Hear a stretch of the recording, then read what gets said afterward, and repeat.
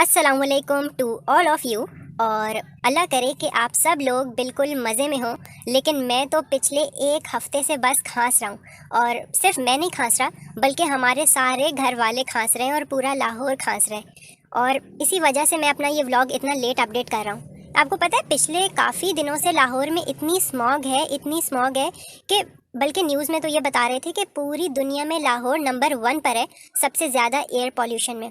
तो बस खाने के बाद हम लोग ग्रीन टी पीते थे और मामा ने मुझसे कहा कि फ़लानी सिरप ले आओ, फ़लानी सिरप ले आओ। और खाने के बाद बस पूरा घर सिरप की पार्टी करता था। What? लेकिन अब तो अल्लाह का शुक्र है कि हम सब की तबीयत काफ़ी बेहतर है। और अभी दोपहर का टाइम था और मैं आ चुका हूँ छल्ली लेने के लिए।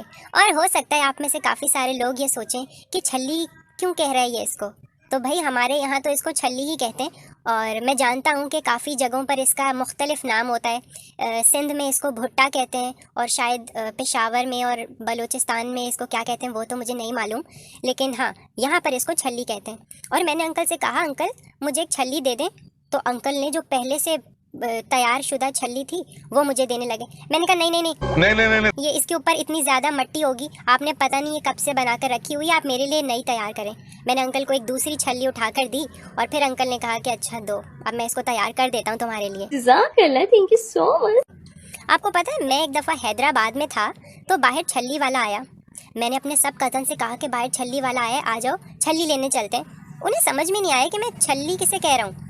तो वो बड़े ना एक्साइटेड हो गए कि यार ये तो कोई नई चीज़ लेने के लिए जा रहा है, तो हम भी चलते हैं इसके साथ। अभी मजा आएगा ना भिड़ो।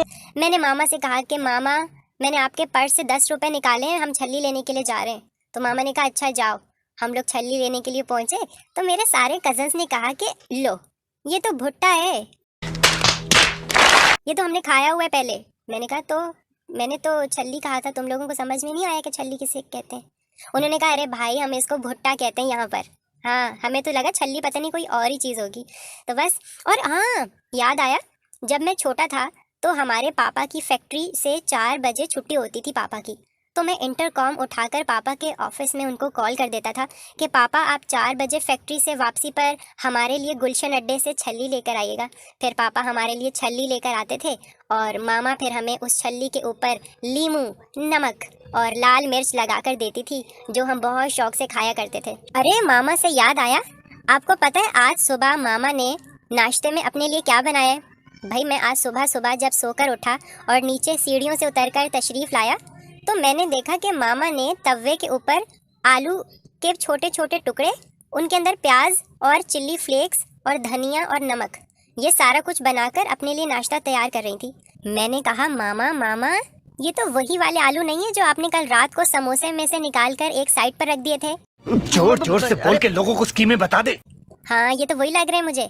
तो मामा ने कहा कि हाँ तुम्हें पता तो है मैं क्या करती हूँ। आपको पता है मामा मेरी क्या करती हैं समोसों के साथ? जब पापा कभी भी कहीं से हमारे घर समोसे लेकर आते हैं ना, तो मामा अपने दोनों समोसों के आलू निकालकर एक दूसरी प्याली में रख देती हैं और फिर अगले दिन सुबह को उन्हीं आलूओं से नाश्ता करती हैं, या फिर उन आलूओं को पराठे में भरकर आलू वाला पराठा तैयार कर लेती हैं। ओह यार। हम लोगों को मामा की इस हरकत पर हमेशा से इतनी हंसी आती है कि मैं आपको क्या बताऊं, मुझे अभी भी इतनी हंसी आ रही है। मैंने मामा से कहा कि मामा आज तो आपका ये सारा कारनामा मैं रिकॉर्ड कर रहा हूँ और अपनी यूट्यूब फैमिली के साथ ज़रूर शेयर करूँगा। मतलब मामा समोसा बिल्कुल बग़ैर आलू के साथ रूखा फीका लगाकर खा लेती हैं दही और चटनियों के साथ, और जो आलू होते हैं उनको इस तरह इस्तेमाल करती हैं अगले रोज़। आप मुझे कमेंट सेक्शन में ज़रूर बताएं अगर आपके घर में से भी कोई ऐसी हरकतें करता है तो। और अब आ चुके हैं मेरे शाहीन मुझसे पढ़ने के लिए। ये इकबाल के शाहीन नहीं है, ये मेरे शाहीन है। और आपको पता है इनमें से शान हमेशा लेट आता है, और आज भी वो रोज़ की तरह इतना लेट आया था। और मैंने उसको डांटने की कोशिश की, लेकिन मामा ने मुझे रोक दिया। मामा ने मुझसे कहा कि बेटा हम लोग अब यहाँ पर हैं ही कितने दिन जो आप इन बच्चों को डांट रहे हो, जैसे हैं इनके हाल पर इनको छोड़ दो, हम तो वैसे भी 1-1.5 महीने में यहाँ से जाने वाले हैं। आपको पता ही होगा कि हम लोग कुछ दिनों में अपना घर शिफ्ट करने वाले हैं। मैंने आपको बताया था ना एक व्लॉग में। हाँ, हमारे बाबा ने हमें ये अपडेट दी है कि जिस घर में हमने जाना है वो लोग अपना घर खाली कर रहे हैं जनवरी के लास्ट में। तो हम लोग जनवरी के आखिर में या फिर फरवरी के स्टार्ट में ये घर छोड़कर यहाँ से हमेशा हमेशा के लिए चले जाएंगे। बस कर, रुलाएगा क्या? तो बस इसी वजह से बच्चों के ऊपर अब ज़्यादा सख्ती और स्ट्रिक्टनेस नहीं है मेरी। ये क्या है? और अब ये देखें, ये ना शान जो लेट आया था बच्चा, वो आज अपने घर से हमारे लिए पास्ता लेकर आया है। और इस वक्त घर पर कोई भी नहीं था, सिर्फ मैं था और मेरा जेनिफर था। बाबा, मामा, हसान भाई और हारिस भाई ये सब लोग गए हुए थे घर देखने के लिए, जो घर हम लोगों ने लेना है, और मुझे घर पे छोड़ गए थे। पता है क्यों? क्योंकि मुझे दूध वाले से दूध लेना था। मामा जब भी कहीं जाती हैं मुझे घर पर छोड़ जाती हैं कि बेटा अगर हम सारे चल पड़ेंगे तो दूध कौन लेगा पीछे से, चलो तुम यहीं बैठो और दूध वाले का इंतज़ार करो। ये क्या बात हुई यार? लो भाई, मैं घर पे रुक गया, दूध वाले का इंतज़ार कर रहा था कि इतने में शान ने हमारे घर का दरवाज़ा खटखटाया। मैंने जाकर दरवाज़ा खोला तो शान ने कहा कि ये भाई मामा ने भेजे। मैंने कहा शुक्रिया। मुझे लगा कि हर दफ़ा की तरह चावल ही आए होंगे, लेकिन जब मैंने अंदर जाकर प्लेट खोली तो प्लेट के अंदर से ये पास्ता निकला, जिसको देखकर मैं फूला ना समाया और मैंने कहा कि यार ये सारा पास्ता तो मैं खा जाऊं। लेकिन फिर मैंने सोचा कि हसान भाई और हारिस भाई को कहीं ना कहीं से तो पता चल ही जाएगा कि गुड़िया बाजी के घर से पास्ता आया था, तो मैंने सोचा कि उन दोनों के लिए भी रख देता हूँ। तो मैंने आधी प्लेट खुद खा ली ओवन में गर्म करके, और जो दूसरी आधी प्लेट थी वो मैंने फ्रिज में ढक कर रख दी थी। और आपको पता है इस वक्त मैं घर पे बिल्कुल अकेला था, और जब मैं घर पर अकेला होता हूँ तो मैं टीवी में ऊंची आवाज़ में म्यूज़िक ऑन कर लेता हूँ, वरना मुझे डर लगता रहता है। जब तक मैं पास्ता खा रहा हूँ मैं ऐसा करता हूँ कि आपको एक बहुत ही डरावना किस्सा सुनाता हूँ। चलो भाई। आपको पता है जब हम इस घर में नए नए आए थे ना, तो दोपहर का टाइम था।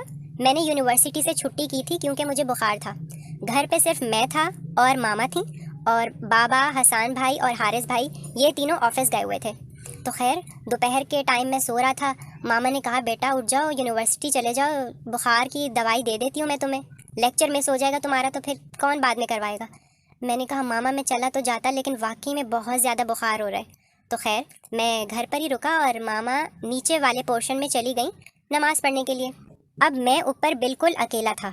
मैं गहरी नींद में था कि अचानक पीछे से किसी ने मेरे सर पर ना थपकी दी और कहा कि हासिन उठ जाओ, आज यूनिवर्सिटी नहीं जाना। मुझे लगा कि शायद ये मेरा वहम होगा, तो मैंने आंखें नहीं खोली। अरे भाई 5 मिनट बाद दोबारा किसी ने ज़ोर से थपकी दी मेरे सर पे, हासिन उठ जाओ, आज यूनिवर्सिटी नहीं जाना तुमने। मैंने फ़ौरन घबराहट के आलम में पीछे मुड़ के देखा ही कौन है, तो पीछे कोई भी नहीं था और अलमारी के शीशे में मुझे अपना ही चेहरा नज़र आ रहा था। मैं फ़ौरन नीचे गया। मैंने मामा से जाकर कहा मामा आप अभी ऊपर आई थी क्या? मामा ने ना कुरान मजीद की तिलावत कर रही थी, तो उन्होंने मेरी तरफ देखकर कहा कि नहीं बेटा मैं तो नमाज़ पढ़ रही थी और नमाज के बाद मैं कुरान की तिलावत कर रही हूँ, क्यों क्या हुआ है? मैंने सारा वाक़या मामा को बताया और मामा भी थोड़ी सी ना हिल गई। मामा ने कहा बेटा आप एक काम करो, आप फ़ौरन से पहले आयतल कुर्सी पढ़ो, बल्कि इधर आओ मेरे पास बैठो। मैं मामा के पास जाकर बैठ गया और मामा ने मुझे आयतल कुर्सी पढ़कर फूंक मार दी और उसके बाद मैं सो गया। शुक्र है उस दिन के बाद से मेरे साथ दोबारा ऐसा कोई वाक़या पेश नहीं आया। सो बस अभी मैं यहाँ पर अपना पास्ता चखवा रहा था अपने प्यारे जेनिफर को, और इसकी आँख देखें ये आज तक टूटी हुई है। मैं बाबा से पूछ रहा था बाबा कोई समद बॉन्ड है क्या घर में, मुझे इसकी आँख जोड़नी है। सो बस अभी हो सकता है कुछ दिनों में समद बॉन्ड बाबा लाएंगे तो फिर इसकी आँख में जोड़ूंगा। तो बस इसी के साथ मेरा आज का व्लॉग होता है ख़त्म। आप मेरी वीडियो को लाइक करें और चैनल को सब्सक्राइब करें प्लीज। सबर कराए सर। मैं आपसे मिलूंगा अब बहुत जल्द, तब तक के लिए खुदा हाफिज़ और शब बखैर।